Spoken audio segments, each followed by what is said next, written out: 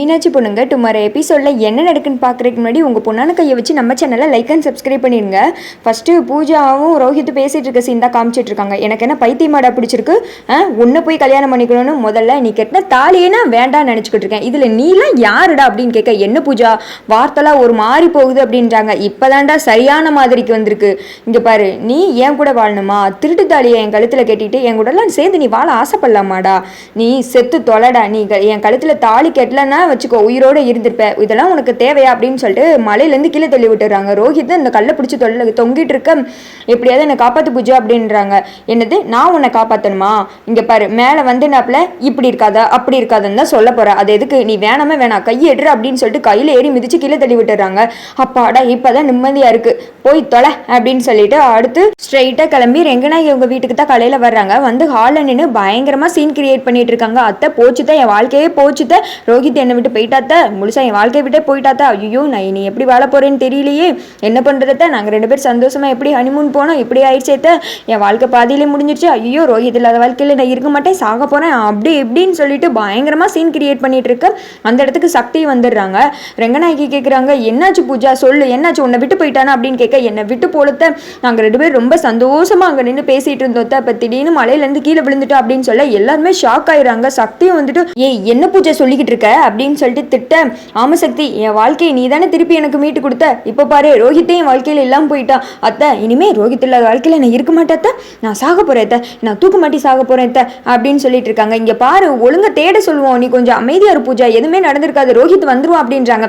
நீங்க சொல்றதெல்லாம் கேட்க நல்லாதான் அத்தை இருக்கு, ஆனா ரோஹித் வரமாட்டாத்த, நானும் அங்க போலீஸ்ல சொல்லி எல்லா இடத்துலயும் தேடி பார்த்துட்டோத்த, அவன் பாடி கூட கிடைக்காதுன்னு சொல்லிட்டாங்க. நான் என்னத்தான் பண்ணுவேன், போச்சுதான், இனிமே என் வாழ்க்கையில யாரும் கிடையாது, நான் இப்படியே இருக்கவதான்னா நான் அன்லைக்கியத்தை, எனக்கு நல்லதே எனக்குமே நடக்காது, என் வாழ்க்கையில் எனக்குமே கெட்டதாக தான் நடக்கும் அப்படின்னு சொல்லிட்டு இருக்கேன். ஏன் இப்படிலாம் பண்ணிட்டு இருக்கா, அதெல்லாம் ஒன்றும் ஆகாது, இரு நான் போலீஸுக்கு கால் பண்ணுறேன் அப்படின்னு சொல்லிட்டு அடுத்து போலீஸ் தான் கால் பண்ணி பேச, சி அப்படின்னு சொல்லிட்டு சக்தி விறுவிறுன்னு கோவமா ரூமுக்குள்ளே போயிடுறாங்க. அடுத்து பூஜா ரூமுக்குள்ளே வர்றாங்க. அப்படியே சேரை போட்டு எடுத்து கால் மேலே கால் போட்டு உட்காடுறாங்க. என்னடி உன் முன்னாடி இவ்வளோ கெத்தா நான் உட்காரப்பே தெரிய வேணா என்ன நடந்திருக்குன்னு ரோஹித் ஒரேடியாக மாயமா போயிட்டான். ஆமா, என்னை பற்றி நீங்கள் என்னதான் நினச்சிக்கிட்டு இருக்கீங்க? என் கூடலாம் அவனை அமுச்சு விடும்போது பார்த்து அமுச்சு வைக்க வேணாமா? நான் எப்படி ஒரே ஆளாக சிங்கிளாக எப்படி போனனோ அப்படியே திருப்பி வந்திருக்கேன். ரோஹித்தை ஒரு அடியும் அமுச்சுட்டேன் அப்படின்றாங்க. உண்மையை சொல்லு, ரோஹித்தை என்ன பண்ண? ரோஹித் ப்ரோ பாவம் அப்படின்றாங்க. அதெல்லாம் அப்புறம் இருக்கட்டும், இனிமே வெற்றியோட சேர்ந்து வாழ்றதுக்கு எனக்கு ஒரு சான்ஸ் கிடைச்சிருக்கு. இந்த சொத்தெல்லாம் எனக்கு தான், வெற்றி எனக்கு தான். ஒழுங்கா ட்ரெஸ் எல்லாம் பேக்கப் பண்ணி ரெடி எடுத்து வச்சுக்கோ, இந்த வீட்டை விட்டு போறதுக்கான நேரம் வந்துருச்சு அப்படின்றாங்க. பூஜா பேசிட்டு இருக்கும் போதே சக்தி சிரிச்சுட்டு நக்கலா அதே மாதிரி கால் மேல கால் போட்டு உட்காடுறாங்க. இங்க பாரு, நான் எதுக்கு நீ தேவையில்லாம கவலைப்படணும் அப்படின்றாங்க. என்ன சி, உன்னை போய் அவன் சக்தி சிஸ்டர்னு சொல்லிட்டு உருகுனா பாரு, அவன் இறந்ததுக்கு கொஞ்சம் கூட நீ வந்துட்டு கஷ்டமே படலைல அப்படின்றாங்க. என்னது, நான் கஷ்டப்படணுமா? கெட்டின புருஷன் போயிட்டான், நீயே கஷ்டப்படலை, நான் ஏன்டி கஷ்டப்படணும் அப்படின்றாங்க. இங்க பாரு, எனக்கு எதிராக நீ ஏதாவது வேலை பார்த்தேன்னு வச்சுக்கோ, நீயும் ரோஹித் மாதிரி புசு புசுன்னு காணாம போயிடுவேன் அப்படின்றாங்க. என்ன சொன்ன? நானும் ரோஹித் மாதிரி புசு புசுன்னு காணாம போயிடுவேனா? நாளைக்கே உன்னோட மாமியார் வீட்டு போறதுக்கு ரெடி ஆயிரு அப்படின்றாங்க. என்ன ரோஹித்தை பத்தி எனக்கு தெரியாதா? அவனுக்கு அம்மான்லாம் யாரும் கிடையாது அப்படின்றாங்க.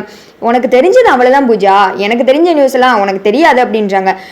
ரோஹித்தையே மேலே அமுச்சிட்டேன், அவங்க அம்மாலாம் ஏமாத்திரம், அமுச்சு விடு பார்க்கலாம், அவங்க கதையை முடிச்சிடுறேன் அப்படின்னு சொல்லிட்டு பூஜா வந்துட்டு அங்கேருந்து கிளம்ப, உனக்கு வச்சுக்கிறேண்டி அப்படின்ற மாதிரி முடிச்சுட்டு இருக்காங்க. அடுத்த நாள் காலையில் ஹாலில் சக்தி உட்காந்துட்டு இருக்கா. அந்த இடத்துக்கு பூஜா வர்றாங்க. என்ன சக்தி, என்ன இப்போயாவது என்னை பற்றி தெரிஞ்சுக்கிட்டியா அப்படின்னு சொல்ல, கரெக்டாக ரெங்கநாயகி வரும்போது ஆக்ட் பண்ண ஆரம்பிச்சிடுறாங்க. அழுது, போச்சு சக்தி, நீ என் வாழ்க்கையை எப்படியெல்லாம் எனக்கு காப்பாற்றி கொடுத்த பாத்தியா அப்படின்னு சொல்லி அழுதுட்டு இருக்க.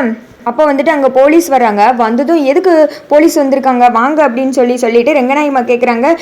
எதுவும் வந்துட்டு டீட்டெயில் தெரிஞ்சிச்சா அப்படின்னு கேட்க, அது விஷயமா தான் பார்க்க வந்தோம். ஆமாம், இந்த பூஜா யார் உங்களுக்கு அப்படின்னு சொல்ல ரெங்கநாயகமா முடிச்சுட்டே நின்றுட்டு இருக்காங்க. நாங்கள் இவங்களை அரெஸ்ட் பண்ண தான் வந்திருக்கோம் அப்படின்றாங்க. எதுக்கு நீங்கள் தேவையில்லாமல் இவ்வளோ அரெஸ்ட் பண்ணணும் அப்படின்ற மாதிரி ரெங்கநாயகி கேட்க, ரோஹித்தை கொண்டது இவங்க தான், அதனால் இவங்களை தான் அரெஸ்ட் பண்ண வந்திருக்கோம் அப்படின்றாங்க. கம்ப்ளைண்ட் யார் கொடுத்தா அப்படின்னு சொல்ல, சக்தி வெற்றி அப்படின்ற மாதிரி சொல்கிறாங்க. உனக்கு கொஞ்சமாக அது அறிவு இருக்காடி, கெட்டின புருஷனை இவனே கொல்லுவாள, ஏன்டி இப்படி பண்ணிக்கிட்டு இருக்க அப்படின்னு சொல்ல, கொண்டுட்டு அத்தை அப்படின்னு பிடிச்சிட்டு போங்க அப்படின்னு சொல்ல பூஜாவை பிடித்து தரன்னு எடுத்துட்டு போறாங்க. என் மேல கம்ப்ளைண்ட் கொடுத்துட்டேல்ல, உன்னை விட மாட்டேன்டி அத்தை, இவதான் அத்தை ஏதோ போலீஸ்க்கெல்லாம் பணம் கொடுத்து கைக்குள்ள போட்டு என்ன அரெஸ்ட் பண்ண வச்சுட்டு அத்தை, எப்படியாவது காப்பாத்துங்க அப்படின்னு சொல்லிட்டு பின்னாடியே போக போலீஸ் வந்துட்டு அரெஸ்ட் பண்ணி கூட்டு போயிடுறாங்க. போலீஸ் கிட்ட வந்துட்டு நம்ம ரெங்கநாயகி சொல்றாங்க, நேற்று இதை பத்தி என்கிட்ட சொல்லியிருந்தீங்கன்னா நான் ஏதாவது முன்ஜாமீன் எடுக்கிறதுக்கு ஏற்பாடு பண்ணிருப்பேன், ஏன் இப்படி பண்ணிட்டு இருக்கீங்க அப்படின்னு சொல்ல, இது சிவில் கேஸ், இப்படிலாம் பண்ண முடியாது, நீங்க எதனால பண்ணிக்கோங்க அப்படின்னு சொல்லிட்டு போயிடுறாங்க. அப்போ சரண்யா சொல்றாங்க, இப்ப பண்ணிருப்பா, என் குழந்தைவே கொன்ன பார்த்தவ தானே அப்படின்னு சொல்லிட்டு இருக்க. ரெங்கநாயகி திட்ட ஆரம்பிச்சு ஆரம்பிச்சிட்டாங்க. நீ இந்த வீட்டோட மருமக தானே, ஏன் இப்படிலாம் பண்ணிட்டு இருக்க, முன்கூட்டியே இதெல்லாம் என்கிட்ட சொல்ல மாட்டியா அப்படின்னு சொல்ல, இங்க பாருங்க கம்ப்ளைண்ட் கொடுத்தது உங்க பையனும் நானும். முதல்ல அடுத்தவங்க மேல நம்பிக்கை வைக்கிறதுக்கு முன்னாடி உங்க பையன் மேல நம்பிக்கை வைங்க. உங்க பையன் ஏதாவது தப்பா பண்ணுவாங்களா அப்படின்னு சொல்லிட்டு கிளம்பிற ரெங்கநாயகி முறைச்சிட்டு இருக்காங்க. அதோட பாத்தீங்கன்னா இந்த எபிசோடு வந்துட்டு முடிஞ்சிருது.